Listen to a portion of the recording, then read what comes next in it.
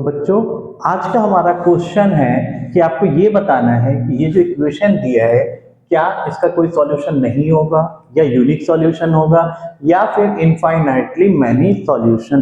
तो सबसे पहले तो आपको ये तीनों कंडीशन पता होना चाहिए। कैसे इसको समझते हैं।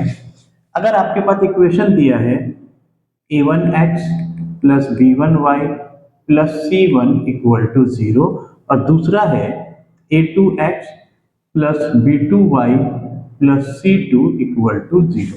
याद रखना जो x का कोएफिशिएंट होता है वो हमारा क्या होता है a, y का कोएफिशिएंट b, जो बच गया कांस्टेंट वो c। तो इसमें आपको क्या करना है, अगर a1 by a2 not equal to b1 by b2, okay, तो ये आपका होता है इंटरसेक्टिंग लाइन। क्या होता है? Intersecting line.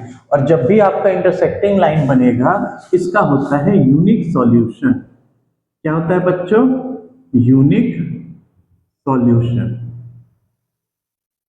दूसरा होता है बच्चों, अगर आपका a1 by a2 equal to b1 by b2 equal to c1 by c2, इसमें क्या हो रहा है, सब कुछ आपका बराबर आ रहा है, इसका मतलब होगा कॉन्सिडेंट लाइन, यानी कि लाइन एक दूसरे के ऊपर कॉन्सिडेंट कर जाएगा और इसको हम बोलेंगे इनफाइनाइटली मैनी सॉल्यूशन। क्या कहेंगे? Infinitely many solution. तीसरा कंडीशन है बच्चों कि अगर आपको क्या दिया हो a1 by a2 equal to b1 by b2 not equal to c1 by c2। अगर ये कंडीशन दिया है तब क्या होगा बच्चों? तब आपका होता है ये पैरेलल लाइन। क्या होता है? Parallel line. और जब लाइन एक दूसरे को कट ही नहीं करेगा तो क्या कोई सॉल्यूशन बनेगा? नहीं बनेगा। ऐसे केस में हम लिखते हैं नो सॉल्यूशन। समझ आया? अगर a1 by a2 not equal to b1 by b2 तो ये क्या होगा? यूनिक सॉल्यूशन, जो कि इंटरसेक्टिंग लाइन होता है। अगर a1 by a2 equal to b1 by b2 equal to c1 by c2 तो इसको हम बोलते हैं कॉन्सिडेंट लाइन, यानी कि इनफाइनाइटली मैनी सॉल्यूशन।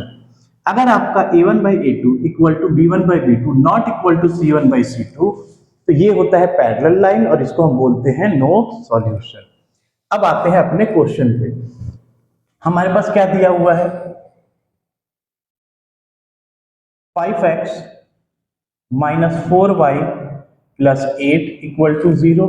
दूसरा क्या है बच्चों? 7x plus 6y minus 9 equal to 0। Okay, a1 क्या है? 5। सबसे पहले a1 बाई a2 निकाल लेते हैं। क्या है? 5। a2 कितना है? 7। दूसरा बच्चों b1 अपॉन b2, b1 कितना है? माइनस 4, b2 कितना है? 6। अगर इसको मैं काट भी दूं तो 2/3, यानी कि b1 अपॉन b2 कितना आ गया? माइनस 2/3। वैसे तो आप देखो a1 by a2 not equal to b1 by b2, पर हम तीसरा भी मैं लिख ही देता हूं। क्या है? 8 अपॉन माइनस 9। तो आप देख सकते हो अगर a1 upon a2 not equal to b1 upon b2 होता है तो हमारा ये कौन सा कंडीशन बन गया? फर्स्ट वाला, यानी कि इंटरसेक्टिंग लाइन। तो इसका क्या आंसर होगा? Unique solution. आई होप आपको समझ आया होगा। इसे कॉपी कर लीजिए, फिर अगले क्वेश्चन में मिलते हैं। Thank you.